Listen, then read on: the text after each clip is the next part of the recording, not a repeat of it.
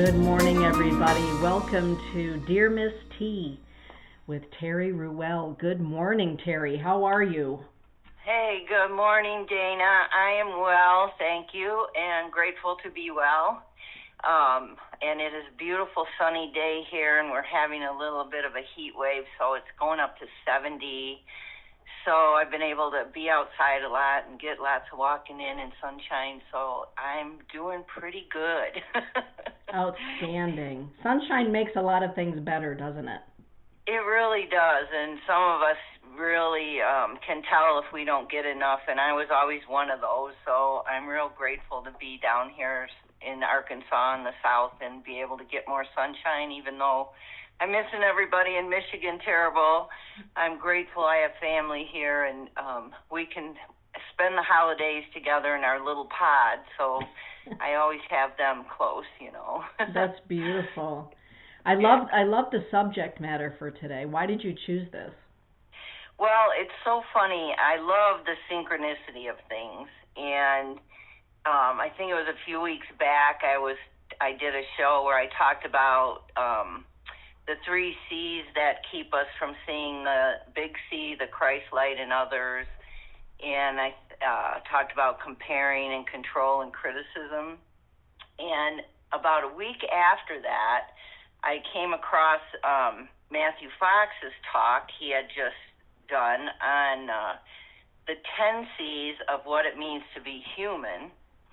And then about a week after that, I was looking at a podcast with Brian McLaren, and he did the 13 biases that our brains have that all begin with C.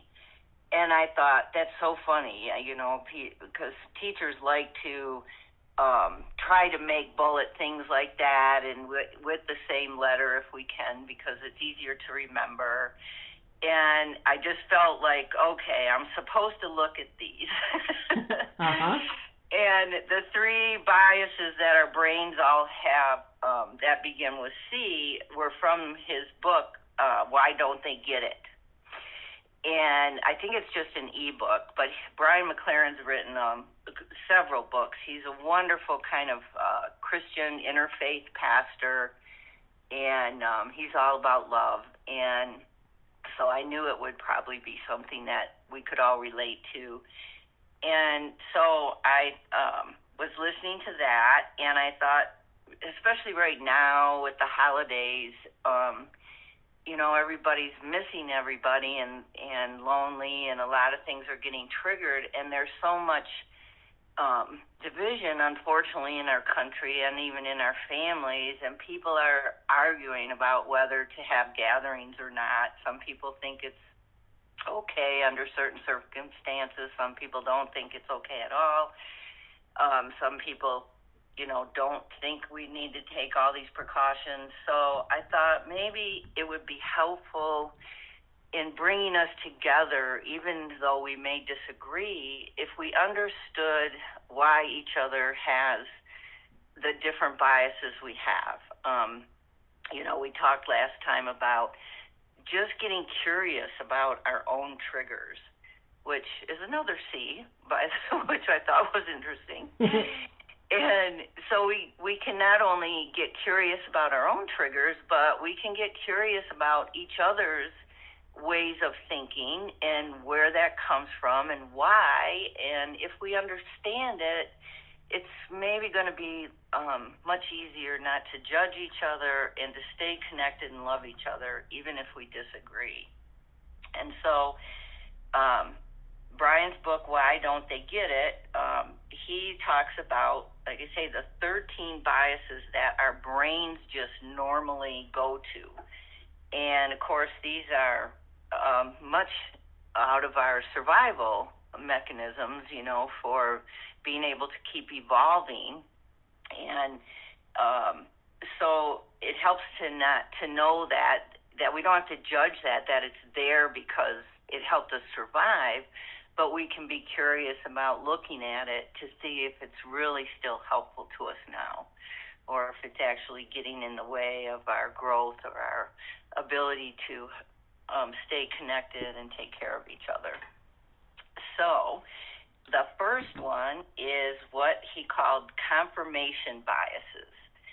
And I thought this was interesting. He said our brain welcomes information that confirms our beliefs, and it resists information that contradicts our beliefs. Oh, that's a good one. Mhm. And that is a natural survival reaction. That's probably the first place our brain is going to go, because if your survival depended on you agreeing or being part of your tribe to have your protection, then of course you're going to welcome the information that goes along with what you were, taught and what your tribe believes, and resist the information that contradicts it. So right off the bat, like I say, it's helpful to know that's where our brain's going to go. It's going to want to resist that. So that's why the curiosity is so important, why we have to question, where's this coming from? What is this really about? The second one, I hadn't really thought about this one before in this way, is complexity bias. And he says our brain prefers a simple lie to a complex truth. Oh. Which, makes sense when you think about it. Of course, our brains may go there first, because when you're faced with anything that might trigger your nervous system into alertness, it's going to want to look for the quickest, easiest reaction to keep itself safe. So our brains are going to prefer a simple lie to a complex truth. So, that's why it's so important to be curious and do research and look for more information and use different sources, because our brain is going to want to go with the path of least resistance, you might say.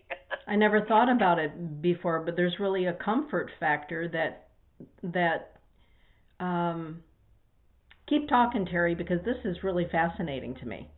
Yeah, and I could post these 13 things and a little note about them too, because I know it's going to be hard to kind of write them down, talking through them. So, we can go through them again, and I can post them too. So the third one is community bias, and that kind of goes back to our confirmation bias. It's hard for our brain to see something that our group doesn't see. It wants social confirmation. And of course, this goes right back to our evolution of being only safe and protected if we are in community. Okay? I think I posted something yesterday. I've posted it before about Margaret Mead saying that the first indication of real civilization was when you found bones from a person whose leg had been broken and it had mended. And she said this was the proof of civilization, because before people took care of each other, like all animals, if you had a broken leg, you would die, because you wouldn't have time to mend it. Something else would get you first. And that was the cycle of nature. But once people started becoming more civilized, they took care of someone and protected them so they could mend. And so it makes sense that our group, it would be hard for us to see something our group doesn't see, because we need that safety factor. All this stuff goes on in our primitive brain, but it is the first response that will often come up. So, critical thinking, that's why it's so important. And especially if that first response that comes up, like I say, triggers your nervous system to go into hypervigilance or overdrive, alertness, then that's going to confirm for you subconsciously that there is something to fear. Mm-hmm. And so that's going to even cement your bias more. Mm-hmm. But if we know that's what's happening, then we can go, okay, wait a minute, I'm safe, I'm protected, I can take care of myself here, which is kind of hard right now because we don't feel completely safe because of COVID. Right. And there is a lot of fear, what shall we say, messages out there. Mm-hmm. So if we're not counterbalancing that with messages that keep us safe and feeling safe and protected, that nervous system alert button might really be strong, and then it's really going to be harder to overcome because, like I say, it's going to confirm in our unconscious that there is something to fear. Mm-hmm. Your chat room is full, Terry, and we've got a comment from Jessica Clark. Jessica owns and runs a Montessori school on the East Coast, and she's commenting, "Good morning. This is so fascinating.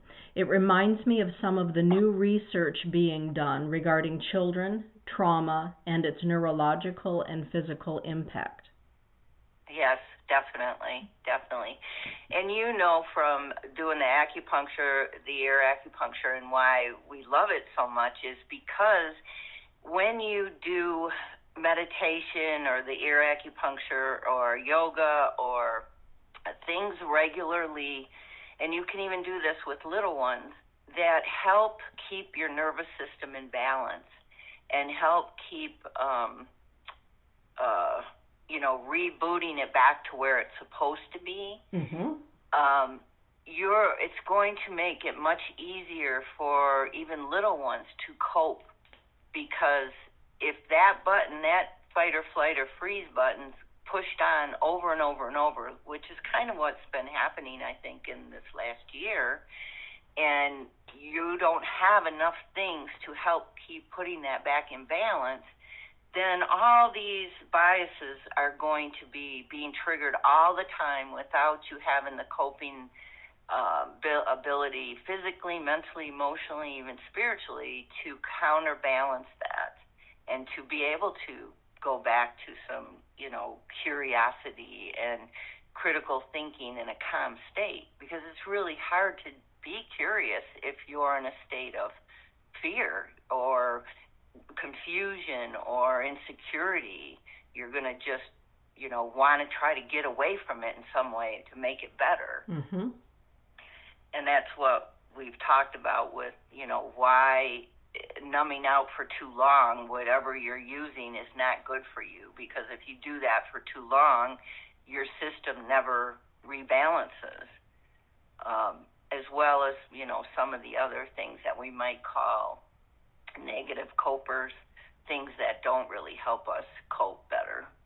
Mm-hmm. So let's see. The fifth one is contact bias. In social workers, we learn a lot about this, that it really has been proven that lack of contact with somebody who's not in our social, group, it makes it much more difficult for us to see what they see. And that's why it's so important for schools to be integrated, for people to maybe go to college who've grown up in a very, kind of one way of thinking community. Why it's so important for us. I think that's one of the great things of travel. Even Mark Twain said that. If you don't have contact with people who are outside of your little group, it's going to be very hard to see what they see. And our brain will automatically have a bias about that. It's like, I don't know them. I don't know, really know what they're about. So I have to be cautious and suspicious. That's all that old lizard brain stuff. Mm-hmm.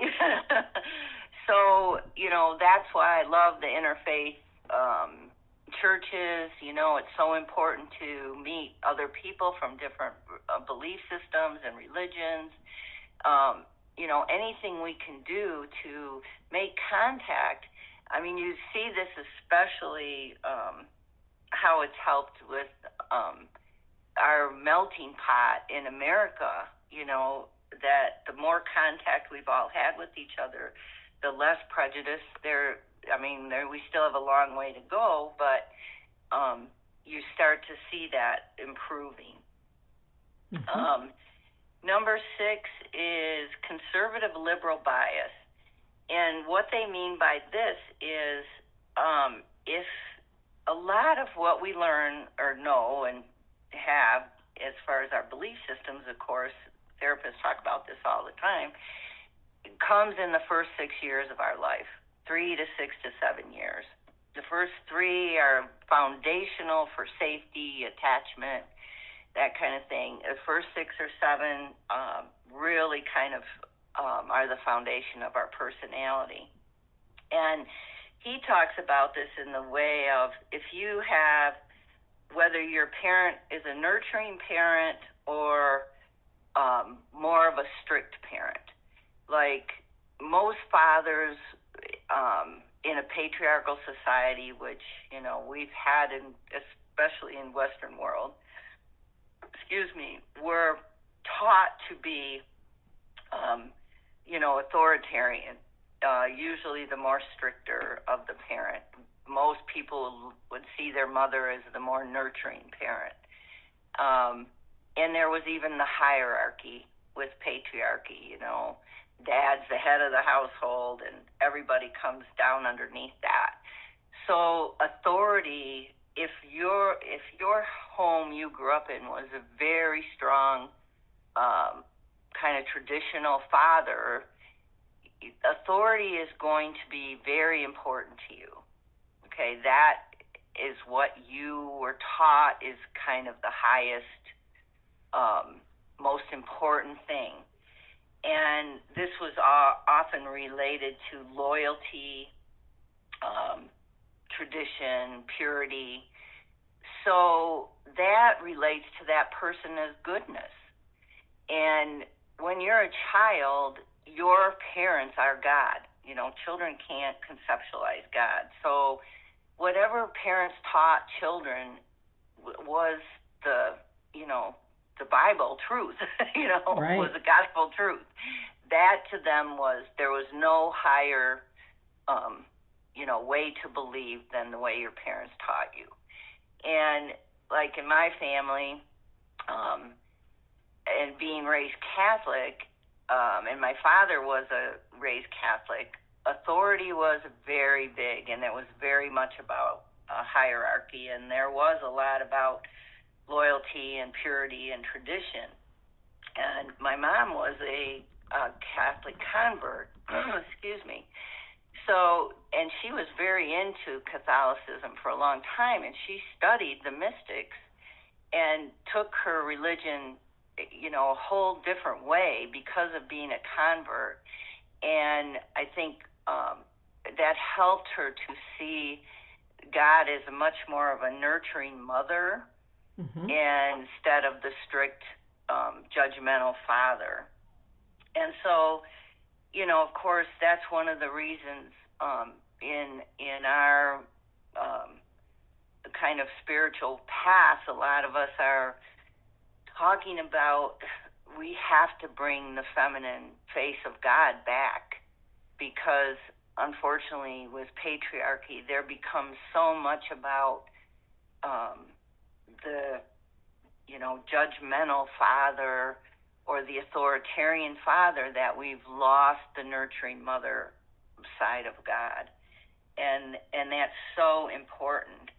But it's so important to see that even if you see God as the nurturing mother, which is justice and compassion and love, your other family member who might see God as the strict father also sees goodness through loyalty and purity and authority or tradition. So people may be wanting the same things, and it's just they're coming from two totally different directions and can't see that each other's beliefs are coming from the same place. So that can help us be more understanding of each other, even if we don't agree that's the path to take. We're all coming from the same place, or most of us. Now, if somebody was abused by one of those parents, of course, or neglected, that's going to skew even more how they're able to see their own biases, okay? You know, we know that children who are abused will even over bond with their abuser, okay? So, you know, that would be a whole show in itself. So that's number 6, where we get our conservative liberal biases. And number 7 is the consciousness bias. So what he means by that is our brains see from a location. So what we believe is possible or not, what our perspective is going to be, very much comes from where our consciousness is located right now, okay? So this is where we're talking about the shadow, the things that are unconscious, which we haven't, tapped into yet or found. And that's where your curiosity about working on yourself is so helpful, because you're going to be able to find out what your consciousness bias is, because you'll start to find out where your shadow is really directing you, things you were unconscious of or subconscious mind had held back, because to see that or feel that made us feel bad about ourselves in some way, either shame, which is the most debilitating, or maybe guilty, like I didn't take care of something I need to make amends for, but not paralyzing, or deep grief or sadness that we just don't know if we can handle, so we, pushed it back. And even joy, some people were brought up with, you've had enough fun now. It's time to stop playing and get to work. So our shadow can hold all kinds of gems for us to heal our consciousness bias. But we have to get curious about going there. And it also can help us, like I say, understand other people, because if they're not even consciously aware that their brain automatically has this bias because they have unhealed wounds that they haven't been able to get to yet, then they're going to respond out of those. Does that make sense? It's fascinating to me. All of this is fascinating to me. So he calls that, like I say, the consciousness bias is our brains see from whatever location we are kind of stuck in. Now, when we talk about child development and healing your inner child and all of that, depending on what ages we are, when we may have gotten shamed or, God forbid, abused, or just told, many, boys were told don't cry, many girls were told, don't be so sensitive. Those messages, like I say, that comes from God to a child. Right. And even one time that child may say, okay, can't do that, and put that right in the back, and I'm not going there, not letting that come out again. So that's how powerful, the unconscious is, and why it drives so much of what we do if we don't go there and work on it. So that's the consciousness bias. Number 8, this one cracked me up. It's called the competency bias. And it says our brains prefer to think we are above average. All of us. And he says competent at knowing how competent or incompetent we really are. Oh, thank goodness for honest friends, right? But that makes sense when you think about it, especially for survival. Yeah. You've got to believe, you're going to be able to kill that tiger or he's going to eat you. So, you're going to want to believe you're very competent and that you may have the ability of a warrior that, you look up to, even though your skills might not be quite there yet. Uh-huh. So I love that, the competency bias. So, if we're asking ourselves, if we're curious and we're looking at ourselves and we're so sure about something, we might be able to say, I think I'm going to think about this one a little more and maybe do some investigating because maybe I'm a little overconfident. The other part of this, too, that's really interesting is that we're much more susceptible then to people who show confidence and not necessarily competence. And that is actually number 9, the confidence bias, which we mistake confidence for competence. Our brains prefer confident lie to a hesitant truth. Ooh. So that's what makes people vulnerable to con men or people who always seem confident and like they know it all. Because our brains are going to naturally want to go there. Even if it's a confident lie, the brain will go there before hesitant truth. Wow. Which, makes sense, again, when you think about survival because, if you're behind the guy who's supposed to kill the tiger, even if he can't do it, you're going to want to stay with him if he thinks he can, right? Exactly. Then the guy next to him who's like, I'm not sure if this is going to work. So those are the first 9. I'm afraid we're going to run out of time here. And the next one is one that we'll need to talk about for a little while. So we'll probably have to save 10 through 13 for next time. But I wanted to just ask if there was any questions on those before we ran out of time.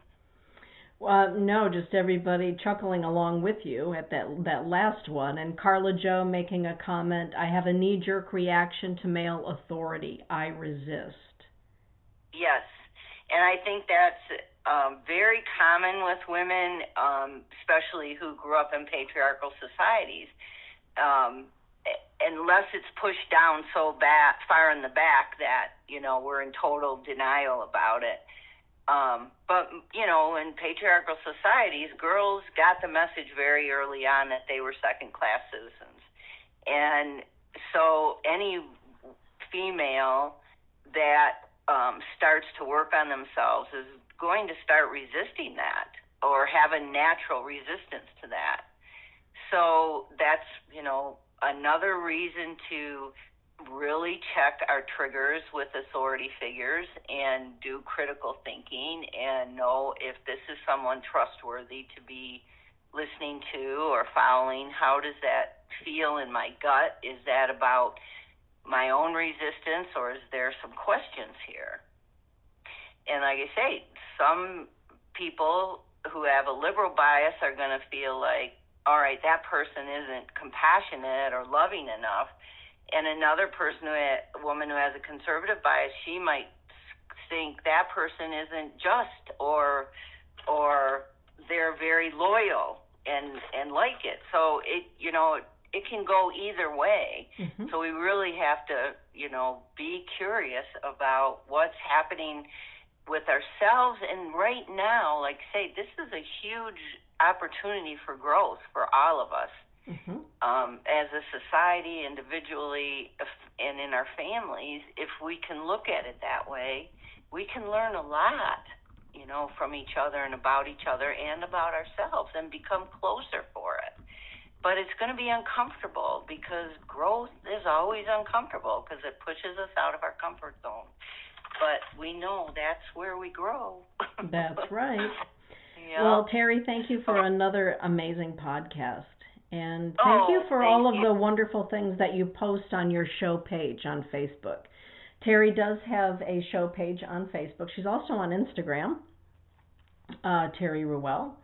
The show page on Facebook is Dear Miss T with Terry Ruelle, and she's always posting really fascinating tidbits and really great, juicy things for our minds to contemplate and grow with. So thank you for that, Terry. Oh, it's my pleasure. Thank you so much. And thank you all for listening. And I hope you all have peaceful and joyful holidays. Thank you, Terry. God bless. God bless. Bye-bye. Bye-bye.